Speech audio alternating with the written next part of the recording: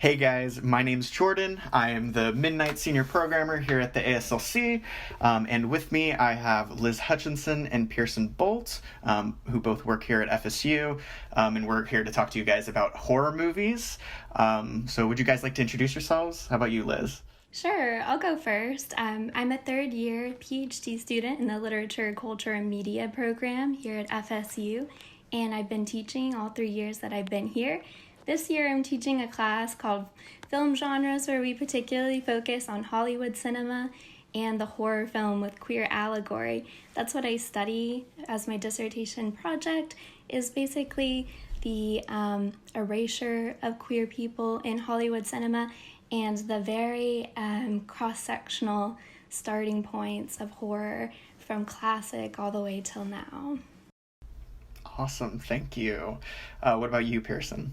Yeah, like Liz, I am a literature, media, and culture PhD. I am also in my third year. We are in the same cohort. I've been teaching here as well. I'm currently teaching an intro to English class and a class called the History of Texts and Technology, both of which are a lot of fun. So listeners should come, and they should definitely take Liz's class first, and then if you still have like an open slot, you should take one of my classes. Regardless, I am dissertating or getting ready to start dissertating.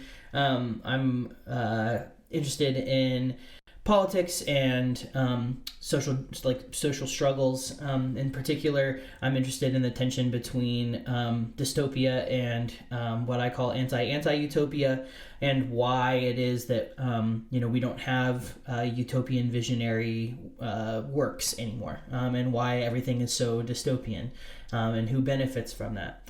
I also host a podcast of my own called Coffee with Comrades, which is a podcast that discusses theory and culture and current events from sort of like a radical political position. So if you're into that sort of thing, you can check it out wherever you get your podcasts. Awesome, thank you guys. So, like I said before, we're going to be talking about horror movies, and I think a really good first two questions are, what is your favorite horror movie, and why do you enjoy horror in general? I'll start. My favorite horror movie is, I would say in between two. I would say Scream, just because classic. I think it's a classic.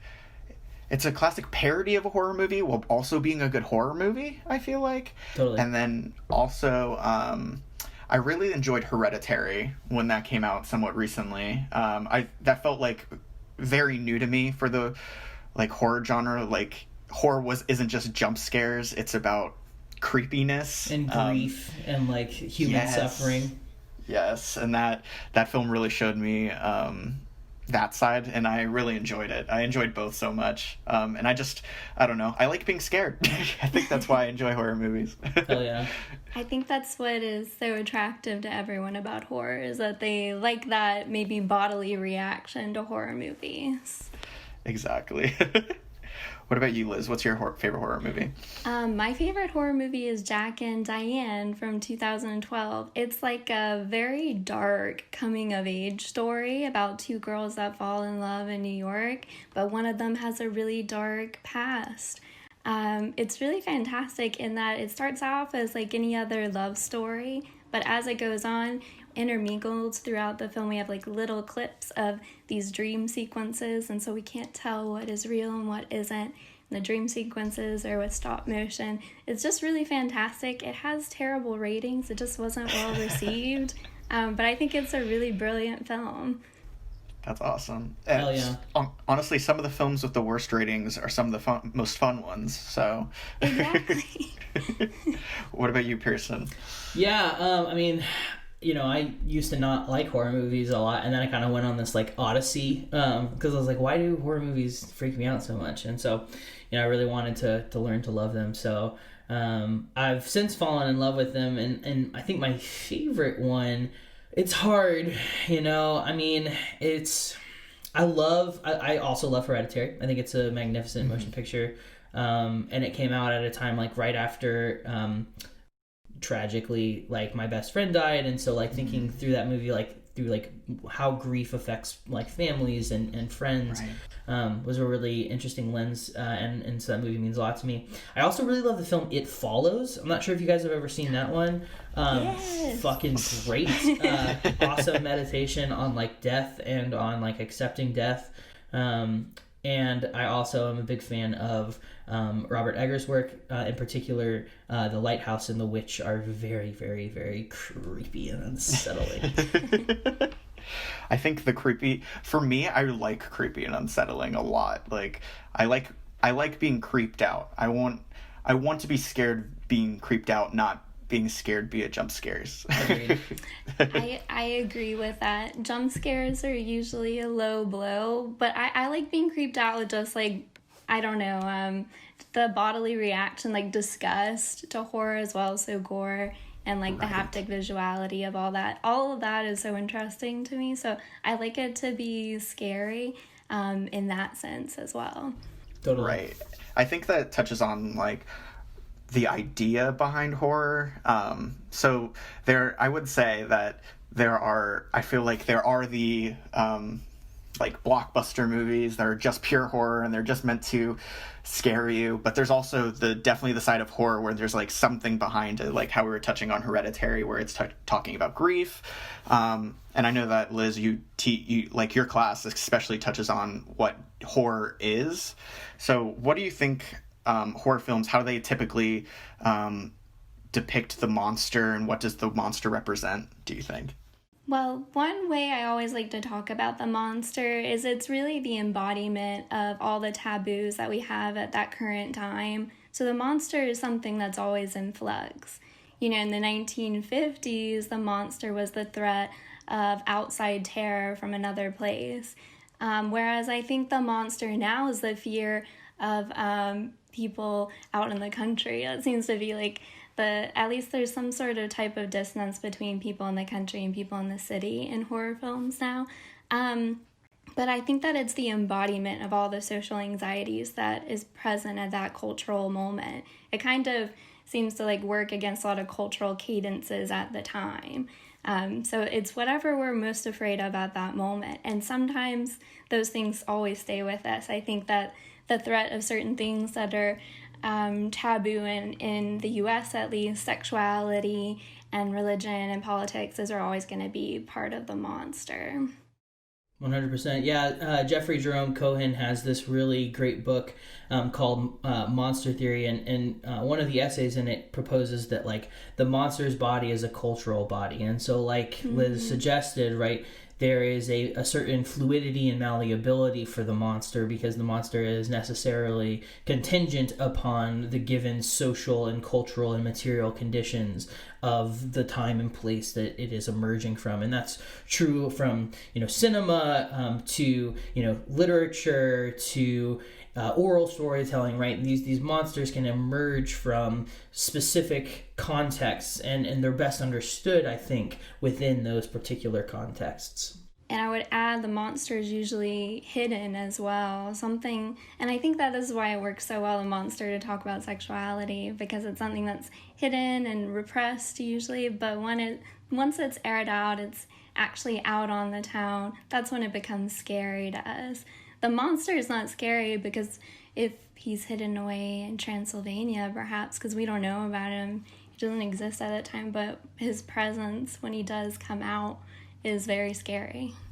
Right. I was, when I first read your syllabus, Liz, I was so enamored by all of the thought you put into everything. I guess for me, as a more casual fan who doesn't dissect it on for, say, my job or on the daily, or it's because it's something I'm super interested in, I was very shocked, and it just all made sense. Like, everything you were saying made sense to me, and especially with gender expression, like repression, sexuality, that made sense to me.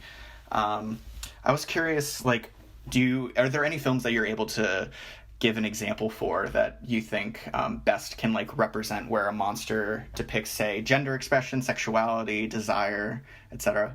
Yes. So I'll start with where we started in our syllabus, actually, because that's probably the easiest place. The 1930s is such an interesting decade to me because that's when a lot of medical material was first actually available to larger audiences or larger populaces. So this is the first time that psychology and such things were a little more acceptable, or not acceptable, but available to people to read. So I like to look at Dracula's Daughter because it actually treats the monster as something that's very sympathetic. A monster can perhaps be cured in some way. In that movie, it features the Countess Zaleska, who's being treated by a psychologist in order to cure her unnatural desires, which is very emblematic of conversion therapy at the time. And while we look at this film, maybe perhaps from a modern standpoint, as upsetting that allegory exists, at the time, this was very revolutionary to have a sympathetic approach to the monster at all. So I think that considering the image of the vampire works so well to talk about these concepts because the vampire is really a figure of hidden, repressed sexuality, and also has kind of is emblematic of oral sexuality as well, or even perverse desires. And it's all, usually the vampire is a place I like to start because of its most obvious allegory to homosexuality. Awesome. Pearson, I was curious, what did you think about, what the monster represents, and if there was a film that you had in mind when it came to what monsters or the horrors in general could represent? Yeah, totally. It's funny, as we were kind of preparing for this conversation, I've been it's also October, so I've just naturally been watching horror movies. And the other day, I was rewatching the film Silence of the Lambs, and as I was watching it, I texted with Liz because I was really interested in some of the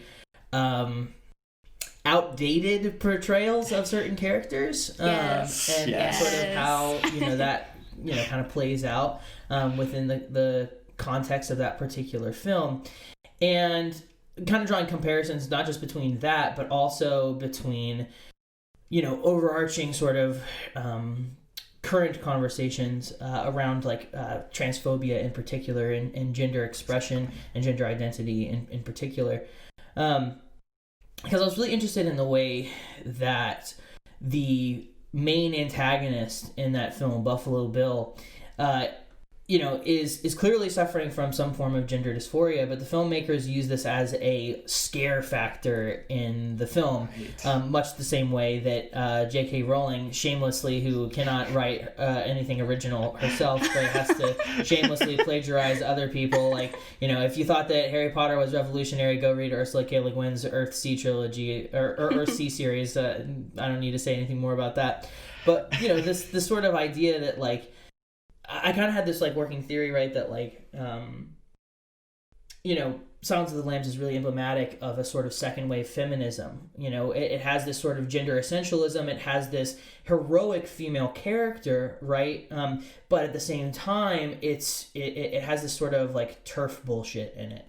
And it sort of has this girl power feminism with Clarice, but it relies, in order to give Clarice girl power, right? It relies upon turning this transgender character into a villain, which I think is fascinating and disturbing in its own right, but also it's again, it speaks, right, again, to this kind of theory, right, that it was a product of its time. It was this is a movie made in the 90s. It's a movie that relies very heavily upon fear of gender expression and gender identity, and it was the same time that Judith Butler, one of the seminal queer theorists in the field, was writing and contributing her ideas of gender as a performance and gender as something that we are socially conditioned, right? We are socialized as masculine or socialized as feminine, rather than it being something that has any ontological basis with sex. And this kind of connects to the question of Dracula's Daughter, I think, because both of them at the forefront have to have a psychological perspective to mitigate what's happening on screen for us. I don't know if that's a way of, in some way, reinforcing like cisgender identification on screen in some way. But in both cases, I in some ways would say Dracula's Daughter is much more sympathetic of an approach than Silence of the Lambs, and we have 1930s versus 1990s. But one moment that's really just stands out to me in Silence of the Lambs is when Dr. Lecter explains that Buffalo Bill is not transgender, he just thinks he is. It's really upsetting to see that the movie seems to instill that medical professionals or anyone are better and perhaps more qualified to identify someone and tell them what their gender is versus the person themselves. It's very, very upsetting. And that happens in several cases. That also happened in Psycho as well, where Norman Bates is explained not to be transgender, but in fact the embodiment of his mother and his own self as well. So it's interesting that both of them seem to need the kind of angle of psychology in order to, like I said, bridge the gap for us to explain what's going on or explain the monstrosity to us. Right. I think this makes me think of I know that we had a short conversation, Liz, about Sleepaway Camp and yes. how part of me doesn't want to spoil it, but the monstrosity that ends up being with the killer, like, it's part of me when I first watched that movie, I was like, I can't tell how forward-thinking they're trying to be or backward-thinking they're trying to be. It's both yeah. It's hard to pin down that movie. The bodily reaction you get at the end of the movie, with the gender reveal and the shock behind it, is well, I guess I just spoiled it. I'm sorry. You're you know okay. what? Don't worry. It's been out since the 1980s. You've had your chance. It's been like 40 years. You had your chance. You know, and everyone knows the ending basically before they start watching.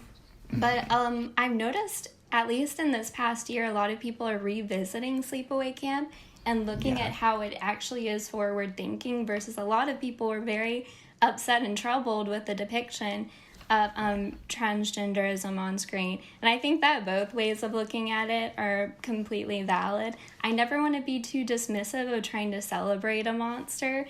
A lot of people want to identify with the monster and cherish that image because that's the only form of self-identification on screen for them. So I would never want to take that away from someone.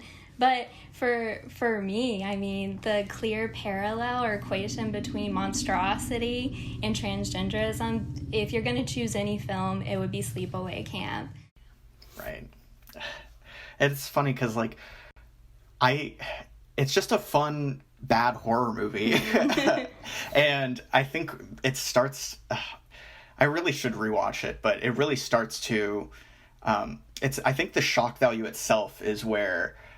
it all ends up coming, because I feel like there are hints somewhat throughout the movie, but the shock itself is kind of everything that came from the movie for me.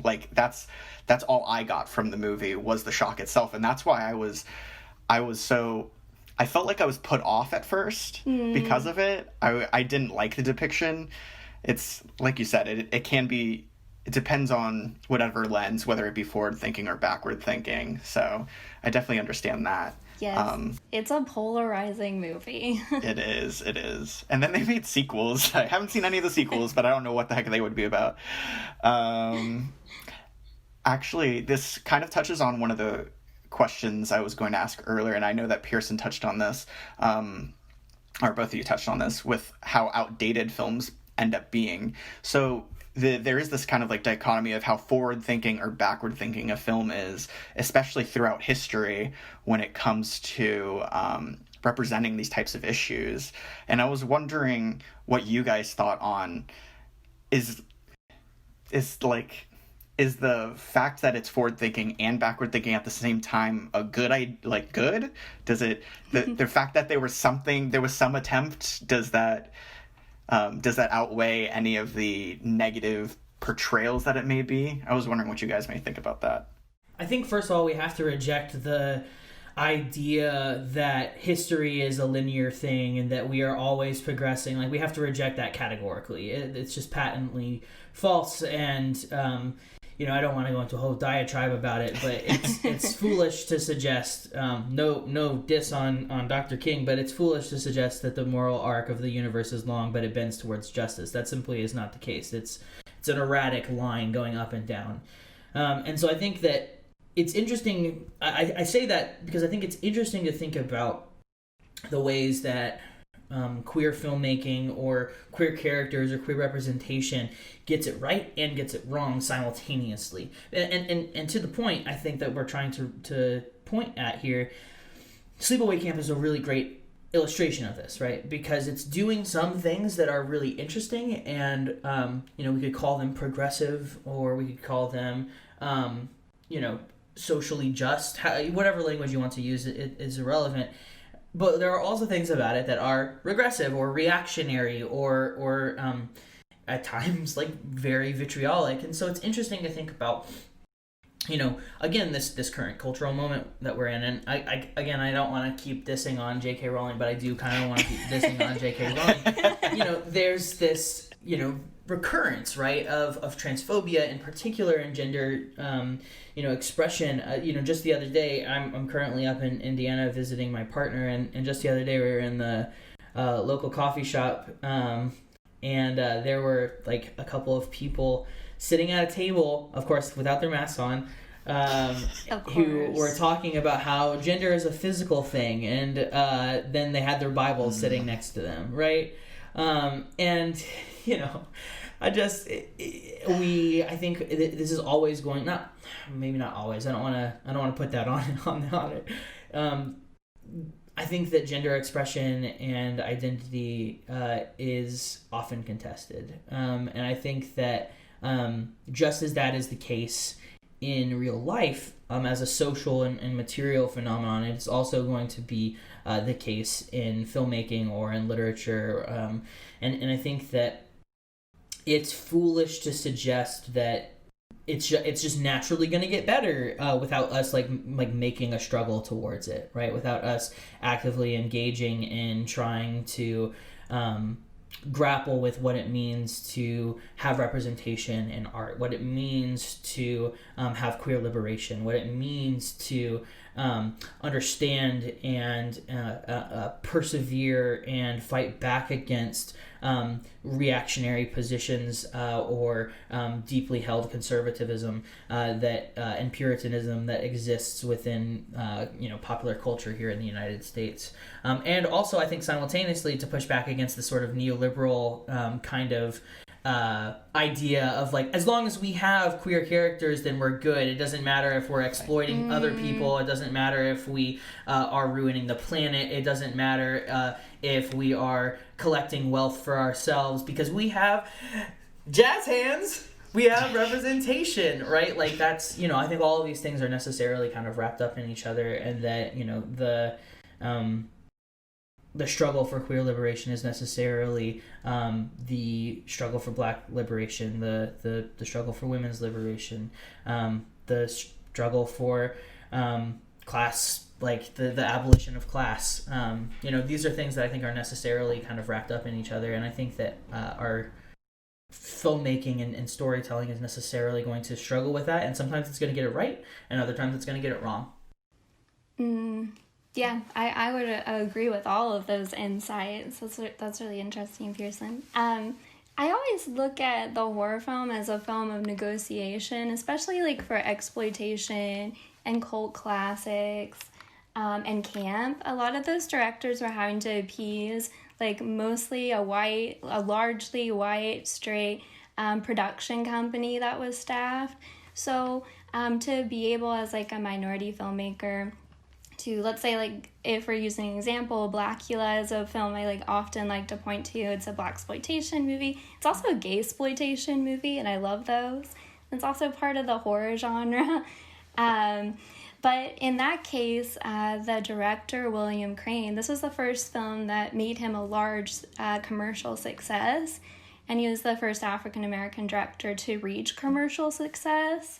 And it was through a film like Blackula, an exploitation film.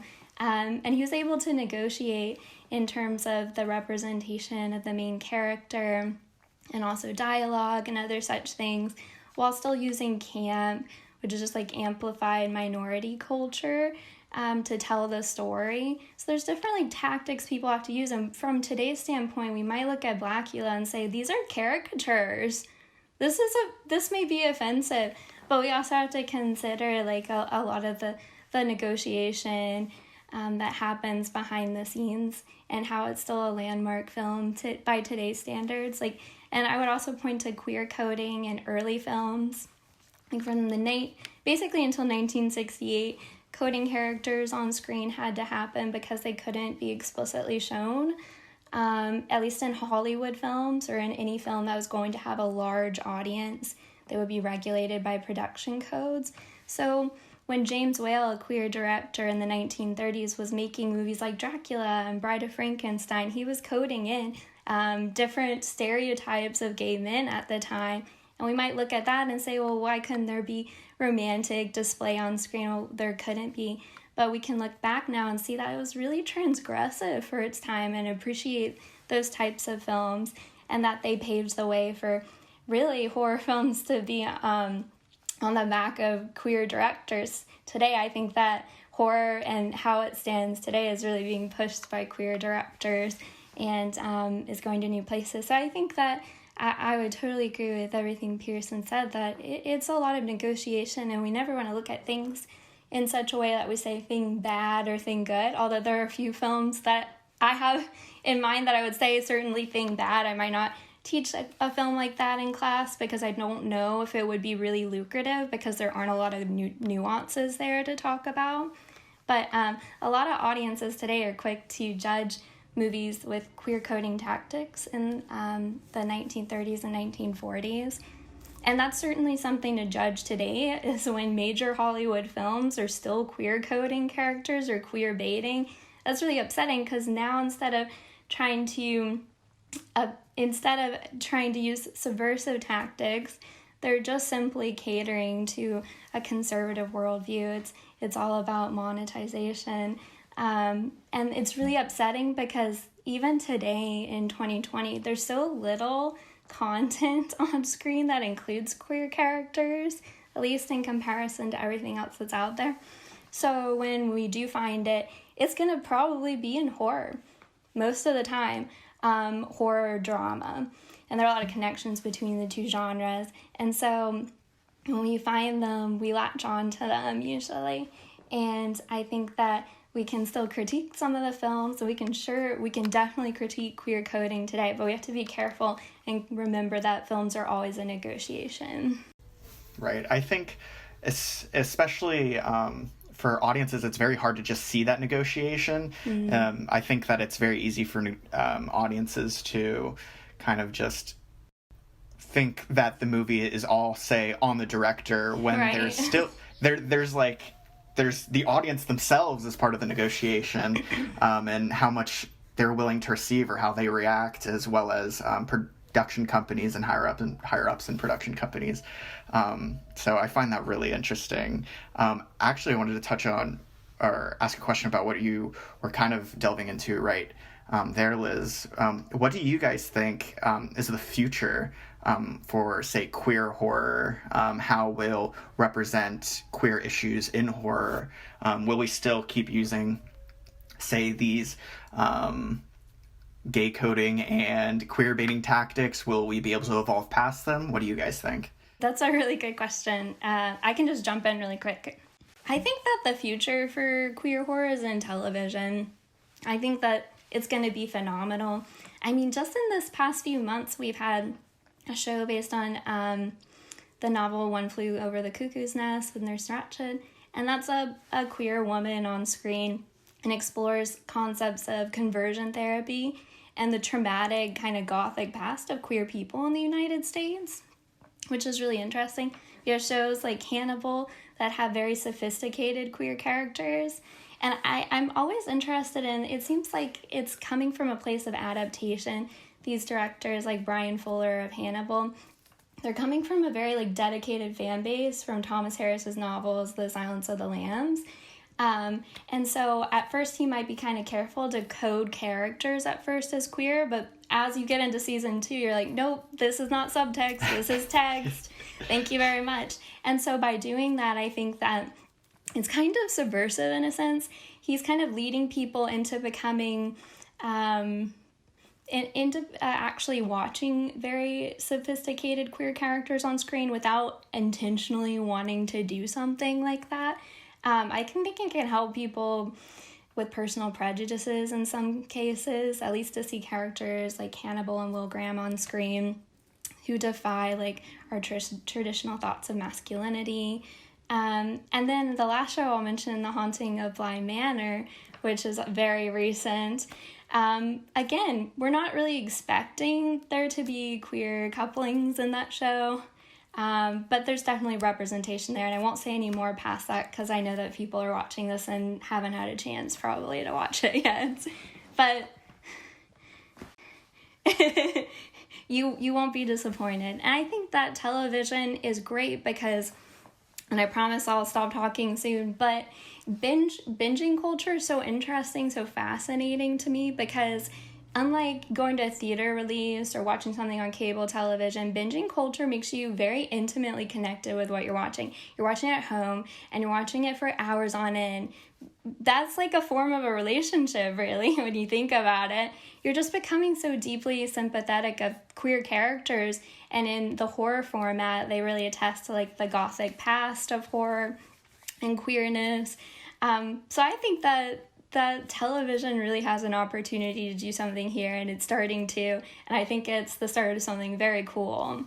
Yeah, totally. I mean, I think that I think Liz is certainly the expert in this regard. So I defer to them, but like I do at the same time think, and this might be kind of a cop out, but I think the future is what we make of it. And I think that means that we need to have queer filmmakers and queer production companies. We need to have more representation on screen, and not representation for monetization, crucially, but representation in such a manner and in such a way that it's like, yeah, of course, it's like whatever. Of course, that's what this is the way this character expresses their gender, or this is the type of relationship that this character is engaged in. That it's not something that is necessarily a like huge reveal or a laborious thing, but it's a natural and in many ways inconsequential like part of their characterization. And I think that like ultimately, that is not going to be something that just happens. Again, like it's going to be something that people have to struggle for, they have to work for, they have to advocate for. And I think most importantly that people are going to have to prefigure it for themselves. Like it's not something that is just going to magically, fall from corporate America into our laps. It's something that like dedicated like DIY art house, filmmakers and storytellers and comic book writers and novelists and short story writers are going to have to intentionally labor towards and put that into their work, and sort of force the hand of popular culture to make this a normal thing. And I think that it's only in that contested sort of cultural like realm that we are going to be able to see the movement between the sort of economic base of Hollywood and the superstructure of the cultural sort of interplay between the two, because unfortunately we live under capitalism, and Hollywood producers are motivated by that, and if they see that this is what audiences want and then this is the way that stories are told, then they are necessarily going to change their tune because the only thing that they care about is making money. Which, again, that's another thing we can critique if we would like, but I think that is, sort of, it's a sort of DIY prefigurization forcing the hand of these, blockbuster production companies to make this something that just is a normal thing in filmmaking and storytelling. Right. It definitely speaks to what Liz was saying with the negotiation and how the production companies themselves, I feel like, need to be filled with queer people as well, because if we're just continue to say let the people who have control continue having control, there's never going to be generating new ideas, innovations, and like movement towards representing queer people accurately, I feel like. Because for me, I feel that sometimes there are queer characters who are queer to be queer. Like, they're like, oh, we want to say there's representation. Want to check a box. Exactly. And oh my goodness. Yes, rom-coms do this so much, and yes. It bothers the crap out of me. I think we're definitely working towards that now, but like there's still so much more that we can do, and it is exciting. And as we talked about, I think horror is one of the genres that is willing to talk about societal issues in a more subversive, or it's not as open and out there way. And I think I'm really appreciative of that. Exploitation films, I mean, occasionally queer directors will kind of infiltrate the medium of exploitation films, and I love when it happens.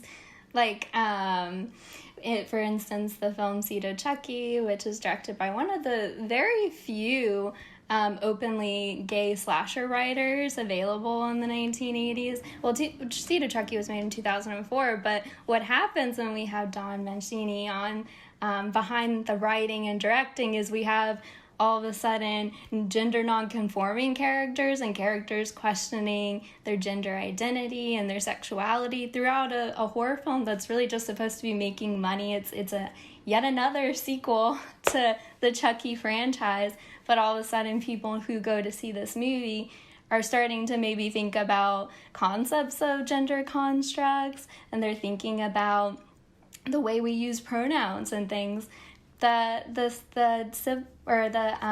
son of Chucky in the film ends up by the end of the movie using they them pronouns, which is really fascinating for a film in 2004 that was made. So exploitation films, I think, can certainly be a useful medium for queer directors to be able to tell stories. Right. And I think one of the final things I wanted to end up talking about was it's kind of what you guys were both talking about with horror is kind of like partially on the forefront, and also on the forefront tends to be like more low budget because, say, somebody who wants to be a queer director won't be able to just go out to a production company and say, hey, I'd like to make this film, and then bam, it happens. Like, sometimes it has to be low budget. And I was curious what you guys thought about low budget horror movies when it comes to, say, this topic or in horror in general. I mean, I'm a punk, so I'm a big fucking fan of the DIY, like, aesthetic. You know, I'm a big fan of cult films. I'm a big fan of things that look like they're hi-fi or lo-fi or shot on, like, like a fucking, like, handheld, like, rickety camera. Like, I'm into that. And it is, it's such an aesthetic that there are major blockbusters that try to mimic that aesthetic. Think, for example, of Cloverfield, right? Right. And so I think, this might be controversial, but I think that in many ways, the further that art is from centers of power, the more salient, the more poignant, and the more powerful it is. Because of the fact that it's able to resist and defy the hegemonic norms that are established by patriarchy, by heteronormativity. And it really is the sort of outsider mentality that I think gives horror movies in particular, and horror movie and queer horror movies even more specifically, a poignancy that they would lack if they came from the center. And it's this ability to critique and to simultaneously offer a radical alternative vision to the sort of status quo of heteronormativity, of cisgender, like white patriarchy, right? That I think is so interesting. And I'm not opposed outright to, there being more queer producers in Hollywood, right? But what I think would happen is, because of the systemic structure of Hollywood, the systemic structure of capitalism and the way that these things are so necessarily entwined, it would be much harder for them to not only tell transgressive or socially erudite stories from that particular space, but it would almost become something that they would be subsumed by, because this is precisely how power functions. And so I don't want to say that queer horror and queer filmmakers or queer storytellers must always be relegated to the margins. Don't misunderstand me. But what I am saying is that it's from that position that they are able to offer such fantastic insight about our social conditions, about our material world in which we are living in, our cultural phenomena that crop up again and again and again. And so I think that, long story short, I think that it is that sort of aesthetic that lends queer horror and particular its saliency and its potency that it wouldn't have necessarily were it to come from a blockbuster horror making phenomenon like fucking like Blumhouse or something like that. We wouldn't see the same type of urgency and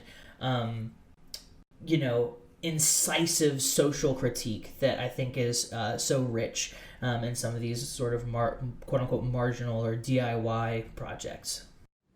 Oh yeah, and student films are a great place for people to begin doing things like this, having perhaps some money behind the institution that they're going to school for in order to produce films where they don't necessarily have to negotiate in this way is really cool.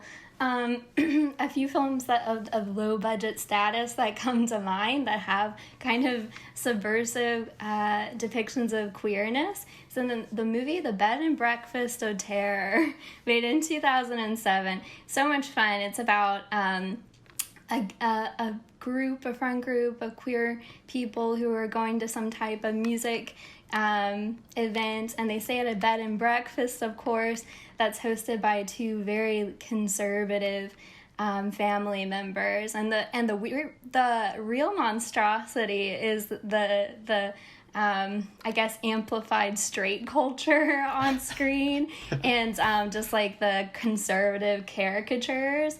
It's like a very cathartic movie for someone who's watched so much queer monstrosity that instead of the monstrosity being the gay people on screen, it's people who are I guess less accepting of gay identity. And it's a lot of fun, and it's filmed with like one camera, but I think that the project was certainly a project of love, and there's so much in terms of like gothic connections and leanings in that movie. And then another movie that comes to mind for me is October Moon, which was made around that same time, which is again a type of student film, very low budget, but it's kind of like a very close case study of someone who's beginning to own their identity. And it looks at monstrosity in a more coming-of-age setting. It's kind of fascinating. It's not a good movie, but the ideas are certainly there, and I think that the messages there are much more subversive and interesting, perhaps, than a Blumhouse movie with just one gay character that's never built up in any way. Awesome. Thank you so much, guys. Do you guys have any final thoughts before we end it here?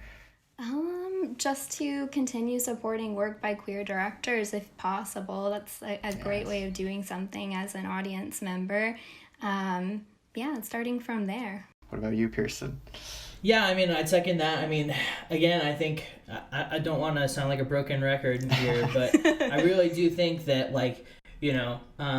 queer liberation is what we make it. And it's not going to be handed to us. It's not going to come down from the halls of power. It's not going to come by getting more, elected officials to save us. It's going to come from us meaningfully working together and trying to struggle towards an authentic type of liberation. And I think that is an incredibly freeing thing. It might seem scary, but I think it's an incredibly freeing thing to recognize that we have the power together to change that.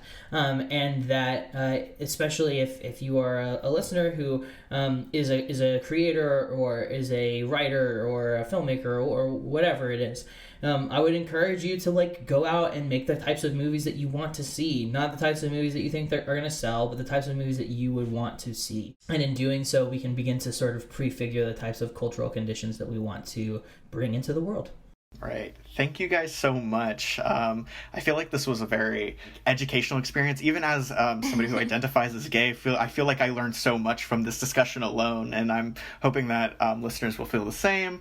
Thank you for having us. Of course. Yeah, for sure. This has been fun. There's so much more that we could talk about queer issues. There's even so much more that we could talk about with horror movies. So I just appreciate you guys doing this with me. Of course. Cheers. Thanks, buddy. Thank you. Thank you, everyone. Thank you, everyone.